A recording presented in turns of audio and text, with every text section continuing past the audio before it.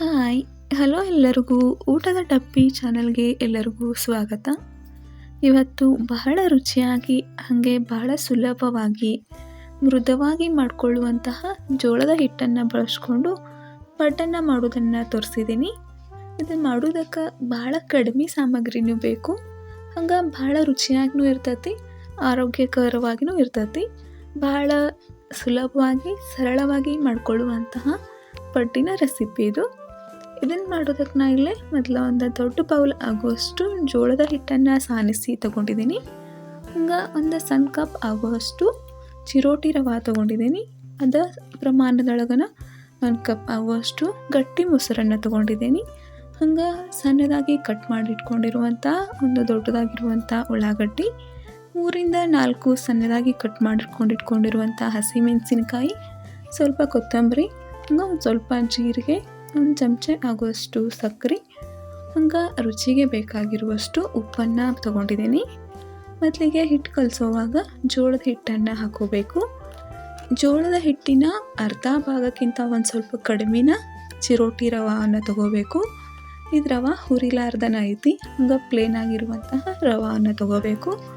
ಈ ಪಡ್ಡು ಮಾಡೋ ಮುಂದಾಗ ಒಂದು ಸ್ವಲ್ಪ ಉಳ್ಳಾಗಡ್ಡಿ ಸಣ್ಣದಾಗಿ ಕಟ್ ಮಾಡ್ಕೊಂಡು ಒಂದು ಸ್ವಲ್ಪ ಜಾಸ್ತಿ ಕ್ವಾಂಟಿಟಿ ಒಳಗಿತ್ತಂದ್ರೆ ರುಚಿ ಭಾಳ ಇರ್ತೈತಿ.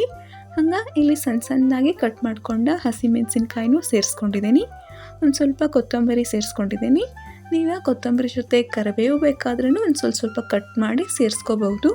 ಹಂಗೆ 1 ಚಮಚ ಆಗುವಷ್ಟು ಜೀರಿಗೆ, ರುಚಿಗೆ ಬೇಕಾಗಿರುವಷ್ಟು ಉಪ್ಪು. ನಾನಿಲ್ಲೇ ಉಪ್ಪು ಸ್ವಲ್ಪ ನೋಡ್ಕೊಂಡು ಹಾಕೋರಿ. ಈ ಪಡ್ಡ ಎಷ್ಟು ಬೇಕೋ ರುಚಿಗೆ ಅಷ್ಟು ಉಪ್ಪನ್ನು ಸೇರಿಸ್ಕೊಂಡ್ರೆ ಸಾಕು. ಹಂಗೆ ಒಂದು ಸ್ವಲ್ಪ ಇಲ್ಲಿ ಸಕ್ಕರೆಯನ್ನು ಸೇರಿಸ್ಕೊಂಡಿದ್ದೀನಿ. ಹಂಗೆ ಈಗ ಒಂದು ಸ್ವಲ್ಪ ಮೊಸರನ್ನು ತೊಗೋಬೇಕು. ಮೊದಲು ಎಲ್ಲ ಇಂಗ್ರೀಡಿಯೆಂಟ್ಸ್ನು ಒಂದು ಸತಿ ಚೆನ್ನಾಗಿ ಡ್ರೈ ಮಿಕ್ಸ್ ಮಾಡ್ಕೋಬೇಕು. ಉಳ್ಳಾಗಡ್ಡಿ, ಹಿಟ್ಟು, ಹಂಗೆ ರವೆ, ಉಪ್ಪು, ಸಕ್ಕರೆ ಎಲ್ಲ ಕಡೆನೂ ಚೆನ್ನಾಗಿ ಕುಡ್ಕೊಂಡಂಗೆ ಮಿಕ್ಸ್ ಮಾಡ್ಕೊಂಡು ಇಲ್ಲಿ 1 ಕಪ್ ಆಗೋಷ್ಟು ಮೊಸರನ್ನು ಸೇರಿಸ್ಕೊಂಡಿದ್ದೀನಿ. ಮೊಸರನ್ನು ಹಾಕ್ಕೊಂಡು ಮಾಡೋದ್ರಿಂದ ಭಾಳ ರುಚಿಯಾಗಿ ಬರ್ತಾವೆ. ಹಂಗೆ ಹುಳಿ ಮೊಸರನ್ನು ತೊಗೋಬಾರ್ದು, ಫ್ರೆಶ್ ಆಗಿರುವಂಥ ಮೊಸರನ್ನು ಬಳಸ್ಕೊಂಡು ಪಡ್ಡು ಮಾಡಿದ್ರೆ ಭಾಳ ರುಚಿಯಾಗಿ ಪಡ್ಡು ಬರ್ತಾವೆ. ಈಗ ಮೊಸರಿನ ಜೊತೆ ಎಲ್ಲನೂ ಚೆನ್ನಾಗಿ ಮಿಕ್ಸ್ ಮಾಡ್ಕೋಬೇಕು. ಇದನ್ನು ಮಿಕ್ಸ್ ಮಾಡ್ಕೊಳ್ಳೋದು ಭಾಳ ಹೊತ್ತು ಹಿಡಿಯೋಂಗಿಲ್ಲ, ಒಂದು ಸ್ವಲ್ಪ ಟೈಮ್ ಒಳಗೆ ಜಲ್ದಿನ ಮಿಕ್ಸ್ ಆಗಿಬಿಡ್ತೈತಿ. ಹಂಗೆ ಈಗ ಸ್ವಲ್ಪ ನೀರನ್ನು ಸೇರಿಸ್ಕೊಂಡು ಹಿಟ್ಟನ್ನು ಪಡ್ಡಿನ ಹದ ಬರೋವರೆಗೂ ಚೆನ್ನಾಗಿ ಕುದಿಸ್ಕೋಬೇಕು.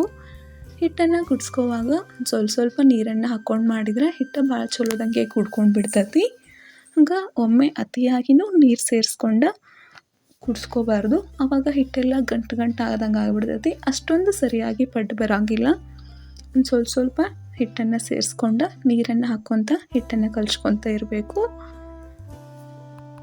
ಅತಿಯಾಗಿಯೂ ನೀರು ಹಾಕ್ಕೊಂಡ್ರೆ ಹಿಟ್ಟು ತೆಳ್ಳಗಾದಾಗ ಪಡ್ಡು ಅಷ್ಟೊಂದು ಸರಿಯಾಗಿ ಬರೋಂಗಿಲ್ಲ. ಹಂಗೆ ಭಾಳ ಗಟ್ಟಿಯಾಗಿಯೂ ಮಾಡ್ಕೋಬಾರ್ದು. ನಾವು ರೆಗ್ಯುಲರಾಗಿ ಪಡ್ಡು ಮಾಡೋದಕ್ಕೆ ಯಾವ ಹದದಾಗ ಕಲಿಸ್ಕೋತೀವಿ ಆ ಥರ ಕಲಿಸ್ಕೊಂಡ್ರೆ ಸಾಕು.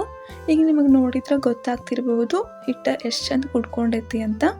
ಇಷ್ಟ ಅಳತೆಯೊಳಗೆ ನೀರಿದ್ರೆ ಸಾಕು.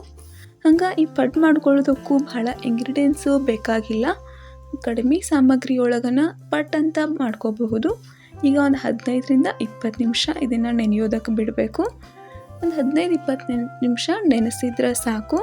ಈಗ ಮಾಡುವಾಗನ ಒಂದು ಸ್ವಲ್ಪ ಇದಕ್ಕೆ ಅಡುಗೆ ಸೋಡಾವನ್ನು ಹಾಕೋಬೇಕು. ಅಡುಗೆ ಸೋಡಾ ಹಾಕ್ಲಾದ್ರೂ 1 ತಾಸಷ್ಟು ನೆನೆಸ್ಕೊಂಡ್ರೆ ನಡಿತೈತಿ. ಒಂದು 15-20 ನಿಮಿಷ ಅಷ್ಟನ್ನು ನೆನೆಸ್ಕೊಂಡು ಮಾಡೋರಿದ್ರಂದ್ರೆ ಸೋಡಾ ಹಾಕಬೇಕು. ಇಲ್ಲ 1 ಗಂಟೆ ಆದರೂ ನೆನೆ ಮಾಡಿದ್ರೆ ಸೋಡಾ ಹಾಕೋ ಅವಶ್ಯಕತೆ ಬೀಳಂಗಿಲ್ಲ. ಹಂಗೆ ಈಗ ಪಡ್ಡು ಮಣೆಯನ್ನು ಕಾಸಾಕಿಟ್ಟ ಇದಕ್ಕೆ ಒಂದು ಸ್ವಲ್ಪ ಎಣ್ಣೆಯನ್ನು ಸೇರಿಸ್ಕೋಬೇಕು. ಒಂದು ಸ್ವಲ್ಪ ಎಣ್ಣೆ ಹಾಕ್ಕೊಂಡ್ರೆ ಸಾಕು, ಭಾಳಾಗಿನ ಎಣ್ಣೆ ಹಾಕ್ಕೊಳ್ಳುವಂಥ ಅವಶ್ಯಕತೆ ಏನಿಲ್ಲ. ಈಗ ಚೆನ್ನಾಗಿ ಕಾಸ್ಕೊಂಡು ಅದ್ರೊಳಗೆ ಹಿಡಿಯುವಷ್ಟನ್ನು ಹಿಟ್ಟನ್ನು ಹಾಕ್ಕೊತಿರ್ಬೇಕು. ಎಷ್ಟೆಷ್ಟು ಹಿಡಿತೈತಿ ಹಿಟ್ಟು ಅಷ್ಟಷ್ಟು ಹಾಕ್ಕೊಂಡ್ರೆ ಚೆನ್ನಾಗಿ ಹದವಾಗಿಯೂ ಬೇಯ್ತಾವೆ. ಹಂಗೆ ಒಳಗಿನ ತನೂ ಚೆನ್ನಾಗಿ ಪಡ್ಡು ಬೆಂದಿರ್ತಾವೆ. ಅತಿಯಾಗಿ ಹಾಕ್ಕೊಂಡು ಜಾಸ್ತಿ ಹೈ ಫ್ಲೇಮ್ ಒಳಗೂ ಇಟ್ಕೋಬಾರ್ದು, ಮೀಡಿಯಮ್ ಫ್ಲೇಮ್ ಒಳಗೆ ಇಟ್ಕೊಂಡನ ಪಡ್ಡನ್ನು ಬೇಯಿಸ್ಕೋಬೇಕು. ಒಂದು ಅರ್ಧ ತಾಸೊಳಗನ ಹೆಲ್ದಿಯಾಗಿರುವಂಥ ಪಡ್ಡಿನ ಟಿಫಿನ್ ಆಗಲಿ, ಸಾಯಂಕಾಲದ ಸಣ್ಣ ಹಸುವಿಗಳಿಗಾಗಲಿ ಮಾಡ್ಕೊಂಡು ಎಂಜಾಯ್ ಮಾಡ್ಬೋದು ಈ ಥರ ಪಡ್ಡನ್ನು. ಈ ಮಾಡ್ಕೊಳ್ಳೋದು ಭಾಳ ಸುಲಭ ಐತಿ. ಹಂಗೆ ನೆನೆಸೋದು ಭಾಳ ಟೈಮ್ ತೊಗೊಳ್ಳೋದು ಏನು ಪ್ರೊಸೆಸ್ ಇಲ್ಲ, ಮತ್ತು ಕಡಿಮೆ ಟೈಮ್ ಒಳಗೆ ಚೆನ್ನಾಗಿ ಆಗ್ತೈತಿ. ಈಗ ಇದನ್ನು ಮುಚ್ಚಿ 1 ನಿಮಿಷ ಅಷ್ಟೇ ಬೇಯಿಸ್ಕೊಂಡ್ರೆ ಸಾಕು. ಈಗ ಹಿಟ್ಟು ಚೆನ್ನಾಗಿ ಕೆಳಗಿನ ಸೈಡೆಲ್ಲ ಬೆಂದತಿ. ಇದನ್ನು ಹಳಸ್ಕೊಂಡು ಹಾಕೋಬೇಕೀಗ. ನಿಮ್ಗೆ ಗೊತ್ತಾಗ್ತಿರ್ಬೋದು ಬಟ್ ಎಷ್ಟು ಚಂದ ಬಂದಾವ ಅಂಥೇಳಿ. ಕಲರ್ನೂ ಅಷ್ಟು ಚಂದ ಬಂದಿರ್ತಾವೆ, ರುಚಿನೂ ಭಾಳ ಚಲೋ ಆಗಿರ್ತೈತಿ. ಇದು ಮಾಡ್ಕೊಳ್ಳೋದು ಭಾಳ ಸುಲಭ ಐತಿ. ಹಂಗೆ ಭಾಳ ಟೈಮ್ ಕಡಿಮೆ ಇದ್ದಾಗ ಒಂದು ಸ್ವಲ್ಪ ಇಂಥ ರುಚಿಯಾಗಿರುವಂಥ ಅಡುಗೆಗಳನ್ನ ಮಾಡ್ಕೊಂಡು ಬಿಸಿ ಇದ್ದಾಗ ತಿಂದ್ರೆ ಭಾಳ ರುಚಿ ಆಗ್ತಾವೆ. ಹಂಗೆ ಇದು ನಿಮ್ಗೆ ಗೊತ್ತಾಗ್ತಿರ್ಬೋದು ಕಲರ್ನೂ ಎಷ್ಟು ಚಂದ ಬಂದತ್ತಂತ. ಆದ್ರೆ ಇದನ್ನೊಂದು ಸ್ವಲ್ಪ ಚೆನ್ನಾಗೆ ಬೇಯಿಸ್ಕೋಬೇಕು. ಎಷ್ಟು ಚಂದ ಬೇಯ್ತಾವಲ್ಲ ಅಷ್ಟು ಚಂದ ಒಳಗೂ ಹಿಟ್ಟೆಲ್ಲ ಉಳಿಯೋಂಗಿಲ್ಲ, ರುಚಿಯಾಗಿ ಬರ್ತೈತಿ. ಈಗ 2 ಸೈಡನ್ನು ಒಂದು ಸ್ವಲ್ಪ ಚೆನ್ನಾಗೆ ಬೇಯಿಸ್ಕೋಬೇಕು. ಈಗ ಒಂದು ಸ್ವಲ್ಪನ ಕೆಳಗಿನ ಸೈಡ್ಗೂ ಒಂದು ಸ್ವಲ್ಪ ಎಣ್ಣೆ ಹಾಕ್ಕೊಂಡ್ರೆ ಸಾಕು. ಅತಿಯಾಗಿ ಎಣ್ಣೆ ಹಾಕೋ ಅವಶ್ಯಕತೆ ಏನಿಲ್ಲ, ಒಂದು ಸ್ವಲ್ಪ ಹಾಕಿದ್ರೆ ಸಾಕು. ಹಂಗೆ ಇದನ್ನು ಓಪನ್ ಇಟ್ಟು ಬೇಯಿಸ್ಕೋಬಹುದು, ಇಲ್ಲ ಮುಚ್ಚಿನೂ ಇನ್ನೊಂದು 2 ನಿಮಿಷ ಬೆಂದರೆ ಪಡ್ಡು ರೆಡಿ ಆದಂಗನ. ಅಕ್ಕಿ ಹಿಟ್ಟಿನ ಪಡ್ಡನ್ನು ಮಾಡ್ಕೋಬಹುದು, ಆದರೆ ಜೋಳ ಹಿಟ್ಟು ಪಡ್ಡನ್ನು ಪಟಾಪಟ್ ಅಂತ ಮಾಡ್ಕೋಬಹುದು. ಹಂಗೆ ರುಚಿಯಾಗಿನೂ ಹೆಲ್ದಿಯಾಗಿನೂ ಮಾಡ್ಕೋಬಹುದು. ಈಗ ನಾನು ಎಲ್ಲದಕ್ಕೂ ಒಂದು ಸ್ವಲ್ಪ ಎಣ್ಣೆಯನ್ನು ಹಾಕ್ಕೊಂಡು ಇನ್ನೊಂದು 2 ನಿಮಿಷ ಮುಚ್ಚಿ ಇಟ್ಟಿದ್ದೀನಿ. ಮುಚ್ಚಿದಿದ್ರೂ ನಡೀತೈತಿ, ಮುಚ್ಚಿಟ್ರೂ ನಡೀತೈತಿ.